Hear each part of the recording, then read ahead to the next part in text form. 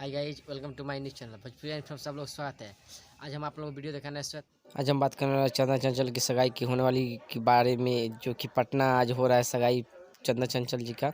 ये हम वीडियो आपको स्टार्ट करते हैं।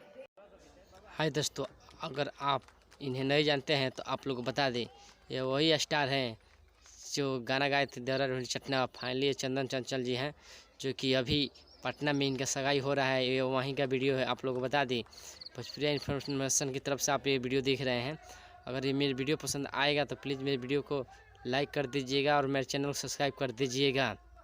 आप लोग को बता दें कि इस पार्टी में मुकेश साहनी जी भी आए हुए हैं, जो कि इन दोनों को बहुत से प्यार आशीर्वाद और दे रहे थे। आप लोग बता दें कि अभी पटना में सगाई हो रहा है। अगर आप ये फुल वीडियो देखना चाहते हैं तो मैं इस वीडियो को फुल वीडियो आप लोगों को दिखा दूंगा।